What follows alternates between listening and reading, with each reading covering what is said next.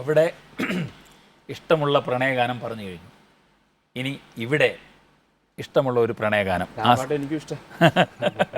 എങ്കിലും ഇഷ്ടമുള്ള ഇവിടെ ഓർമ്മയ്ക്ക് ഇഷ്ടമുള്ള അത് എന്താ പറയുക, ഒരു മലയാള ഗാനം ആണ് പ്രതീക്ഷിച്ചാണ് ചോദിച്ചത്.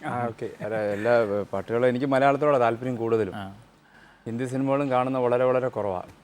ഇഷ്ടമുള്ള, അതായത് നമ്മൾ ആ ഒരു കാലഘട്ടത്തിൽ നിങ്ങളുടെ പ്രണയം പൂത്തുലഞ്ഞ ആ ഒരു കാലഘട്ടത്തിൽ നിങ്ങൾക്ക് ഓർമ്മിച്ചെടുക്കാനാവുന്ന, അതായത് നിങ്ങളുടെ സ്മൃതികൾ അങ്ങോട്ട് പോകാൻ ഉതകുന്ന രീതിയിലുള്ളൊരു പാട്ട്. പ്രണയവും പാട്ടും കൂട്ടിയോജിപ്പിച്ച് ഓർത്തെടുക്കാൻ വലിയ പാടുപെടും ഞാൻ.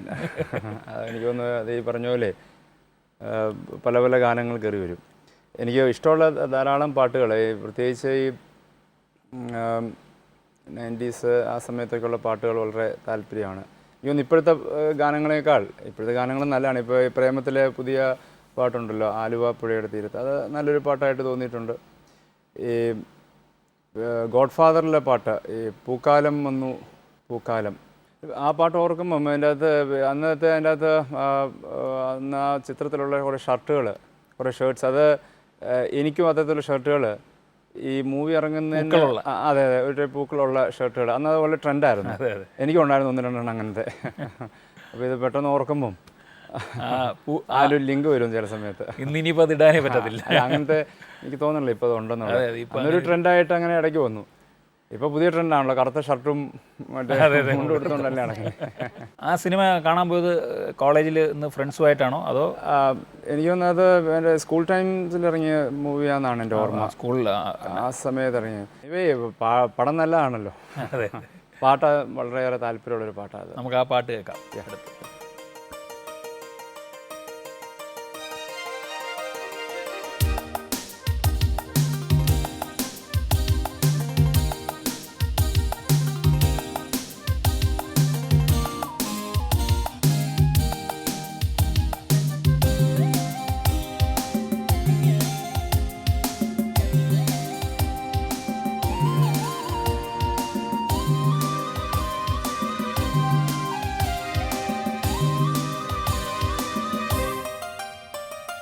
പൂക്കാലം വന്നു പൂക്കാലം, തേനുണ്ടോ തുള്ളിത്തേനുണ്ടോ, പൂത്തുമ്പി ചെല്ലപ്പൂത്തുമ്പി, ചൂടുണ്ടോ നെഞ്ചിൽ ചൂടുണ്ടോ, ഒരു നീലക്കൊണ്ടൻ മനസ്സിൽ എഴുനീലപ്പന്തലൊരുവി, ചിറകടിച്ചതിനകത്തിൻ ചെറുമണിക്കിളി കുരുമി, കിളിമരത്തിന്റെ തലച്ചിലക്കൊണ്ട് മെല്ലെ കുരുക്കുത്തി മുല്ല. പൂക്കാലം വന്നു പൂക്കാലം, തേനുണ്ടോ തുള്ളിത്തേനുണ്ടോ.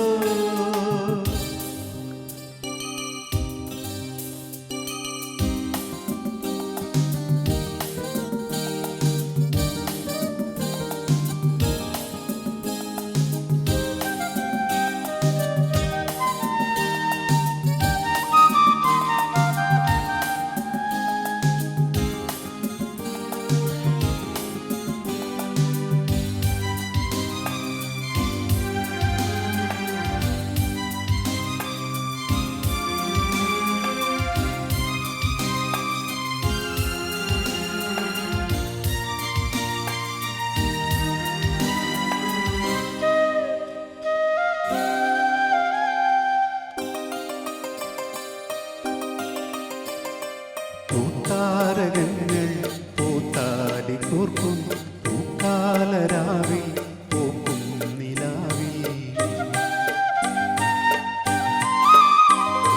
പൂത്താരകങ്ങൾ പൂത്താലി കോർക്കും പൂക്കാലരാവിൽ പൂക്കും നിലാവിൽ, ഉടയും കരിവള തൻ ചിരിയും നീയും, ഉടയും കരിമിഴിയിൽ അലിയും ഞാനും, തണുത്ത കാറ്റും തൊടുത്ത രാവും നമുക്കുറങ്ങാൻ കിടക്ക തീർക്കും, താലോലമാലോലമാടാൻ വരൂ, കരളിലയിലും കരിയില കിളി ഇണങ്ങിയും എന്റെ പിഴയിൽ ചൊല്ലി. പൂക്കാലം വന്നു പൂക്കാലം, തേനുണ്ടോ തുള്ളിത്തേനുണ്ടോ, പൂത്തുമ്പി ചെല്ലപ്പൂത്തുമ്പി, ചൂടുണ്ടോ നെഞ്ചിൽ ചൂടുണ്ടോ.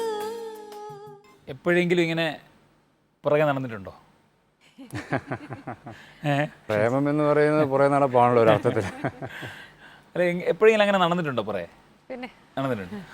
എങ്ങനെയാണ് ശരിക്കും അനൂപ് ജി എന്താണെന്നുള്ള ഇപ്പം ജനങ്ങൾക്ക് നമ്മളെപ്പോഴും കാണുന്ന ഒരു മന്ത്രി എന്നുള്ള ലെവലിലാണല്ലോ കാണുന്നത്. ശരിക്കും എങ്ങനെയാണ് ആള് റൊമാൻറ്റിക് ആണോ?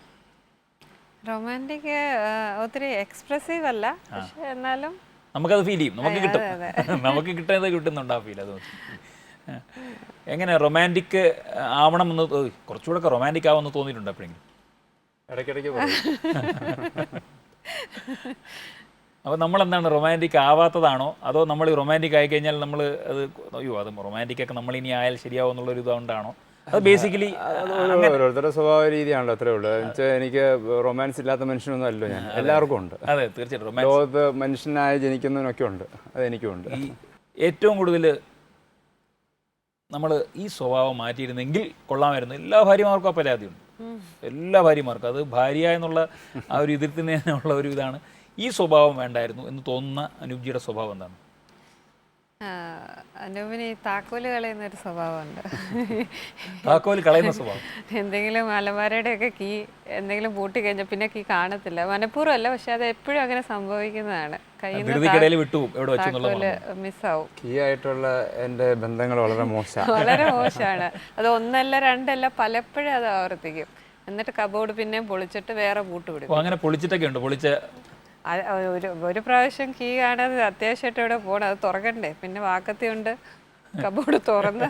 ഞങ്ങൾ വീട്ടിലേക്ക് ആദ്യം താമസം മാറിയത് എറണാകുളത്ത് വൈറ്റിലയിൽ. ഞങ്ങൾ ആദ്യം താമസം മാറി ഫസ്റ്റ് ഡേ എല്ലാ കബോർഡ്സും പൂട്ടി, താക്കോല് കളഞ്ഞു പോയി. ഫസ്റ്റ് ഡേ വീട്ടിലെ കബോർഡ് കുത്തിപ്പൊളിക്കേണ്ടി വന്നിട്ടുണ്ട്.